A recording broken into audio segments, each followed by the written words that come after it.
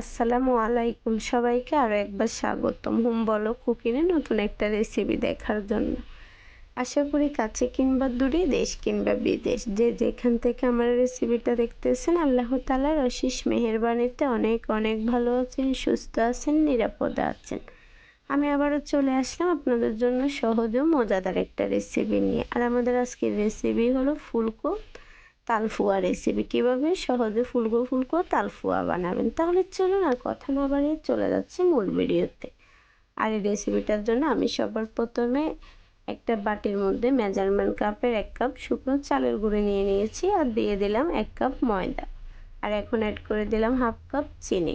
মিষ্টিটা অবশ্যই আপনারা আপনাদের পছন্দ মতো দেবেন। আর দিয়ে দিলাম 1/4 কাপ গুঁড়ো দুধ। স্বাদের ব্যালেন্সের জন্য দিয়ে দিচ্ছি স্বাদ মতো লবণ। অনেকে আছে মিষ্টি জিনিসের লবণটা পছন্দ করে না, তারা চাইলে স্কিপও করতে পারে। আর এখন দিয়ে দিলাম 1/2 কাপ নারকেল কোড়া। আর সবশেষে অ্যাড করে দিচ্ছি মেজারমেন্ট কাপের 1 কাপের থেকেও হালকা বেশি তালের পিউরি। আমি এখানে একেবারে কাঁচা তালের পিউরিটা নিয়েছি, তালটা কোনোভাবে জ্বালাই নেই। এখন সবগুলো উপকরণ হাতে কষলিয়ে মেখে নিচ্ছি। আমি এখানে হাত দিয়ে মাখতেছি, আপনারা চাইলে একটা উইস্ক দিয়েও মাখতে পারেন, তবে আমার মনে হয় এই ব্যাটারটা এভাবে হাত দিয়ে কচলিয়ে মাখলে সব থেকে বেশি সুবিধা হয়। যেহেতু আমি এখানে শুকনো চালের গুঁড়োটা ব্যবহার করেছি, তাই আমি এখানে অ্যাড করে দিচ্ছি 1 কাপ মেজারমেন্ট কাপের 1 কাপ উষ্ণ গরম দুধ। আমি দুধ দিয়ে ব্যাটারটা দুধ দিচ্ছি, আপনারা চাইলে উষ্ণ গরম পানিটাও ব্যবহার করতে পারেন, তবে গরম দুধ কিংবা পানি দিয়ে ব্যাটারটা ধরলে ফিটাগুলো বেশি সুন্দর হয়, ফুলকো ফুলকো হয়। আপনারা চাইলে এখানে দুধের পরিবর্তে পানিটাও অ্যাড করতে পারেন। দুধটা দিলে খেতে বেশি ভালো লাগে, টেস্টটা ভালো হয়। আমি দুধটা দিয়ে হাতে ভালোভাবে কচলিয়ে মেখে নিচ্ছি। আর এই ব্যাটারটা যত বেশি ভালো করে মাখা হবে পিঠাগুলো তত ভালো ফুলবে। আপাতত ব্যাটারটার ঘনত্বটা এরকমই হয়েছে। আমি এর থেকে বেশি পাতলা করব না, 30 মিনিটের মতো রেস্টে রেখে দেব।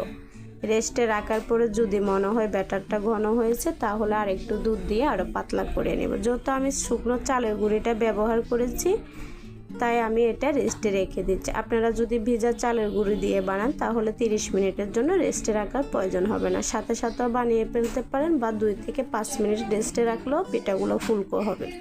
আমি ব্যাটারগুলো ভালোভাবে মেখে ঢাকনা দিয়ে 30 মিনিটের জন্য রেস্টে রেখে দিয়েছি। ফিরে আসলাম 30 মিনিট পর। দেখুন ব্যাটারগুলো দেখে মনে হচ্ছে অনেকটা ঘন হয়ে গেছে। যত শুকনো চালের গুঁড়ো আর ময়দা দিয়ে ধরা হয়েছে, তাই ব্যাটারটা রেস্টে থাকার কারণে অনেকটা ঘন হয়েছে। এখন আমি এখানে আরও 1/2 কাপ দুধ দিয়ে ভালোভাবে ব্যাটারটা গুলে নিয়েছি।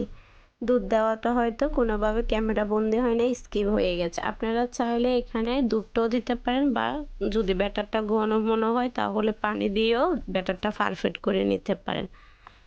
আর বেশি পাতলা হয়ে গেলে একটু ময়দা দিয়েও নিতে পারেন। আমি আগে থেকে চুলায় একটা কড়াই করে তেল বসিয়ে রেখেছিলাম, তেলটা গরম হয়ে গেছে। এখন আমি একটা গোল চামচে করে একটা ফিটার অনুযায়ী ব্যাটার দিয়ে দিয়েছি, আর দেওয়ার পরে দেখুন কি সুন্দরভাবে ফুলে উপরের দিকে উঠে গিয়েছে। আমি যত ফিটাতে নারকেল ব্যবহার করেছি, তাই উপরের ছাদটা এরকম দাদ্র খাদ্র হয়েছে, তাতে সমস্যা নেই। আর নিচের সাইডটা দেখুন খুব সুন্দরভাবে ফুলকো হয়েছে। নারকেলটা না দিলে দুই পাশেই একই সমান হতো। আর এভাবে হালকা হাতে ভালোভাবে নেড়ে ছেড়ে কালার করে নিয়েছি। আমি এর থেকে বেশি ভাজবো না, এই পর্যায়ে তেল জড়িয়ে পিঠাটা তুলে নিচ্ছি। আপনারা চাইলে আরও কড়াও করতে পারেন, কিংবা আরও হালকাও করতে পারেন। সেমভাবে আমি আরেকটা পিঠার জন্য ব্যাটার দিয়ে দিলাম। আর এই পিঠাটা বানানোর সময় পুরো সময়টা ধরে চুলার আঁচটা একই রকম রাখবেন, কমানো বাড়াতে যাবেন না, তাহলে এতে করে পিঠাতে বেশি তেল ঢুকে যাবে। আর দেখুন ওই পিঠাটাও দেওয়ার পরে কি সুন্দর ফুলে উপরে উঠে গেছে। আমি সেমভাবে পিঠাটা উল্টে দিয়েছি, আর একটু নেড়ে ছেড়ে কালার করে এই পিঠাটাও তুলে নেব। আর এই ফুয়া পিঠাটা ভাজার জন্য অবশ্যই এরকম কড়াই নেওয়ার চেষ্টা করবেন। ছতলানো জিনিস নিলে ওতে করে পিঠাগুলো সুন্দরভাবে ফুলে না চ্যাপটা চ্যাপটা হয়ে থাকতে চায়। এরকম গর্ত কড়াই হলে মাছ বরাবর দিলে পিঠাগুলো খুব সুন্দরভাবে ফুলকো হয়ে ওঠে।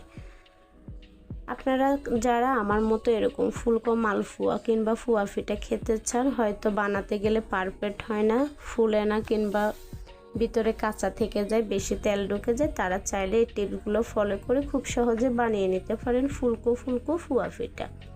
আমি সবগুলো পিঠা একইভাবে বানিয়ে নিয়েছি। আর দেখুন পিঠার উপরের সাইডটা কত সুন্দর দেখাচ্ছে, আর ভিতরটাও মাশাআল্লাহ খেতেও হয়েছে দুর্দান্ত। বাসায় একবার হলো ট্রাই করে দেখবেন।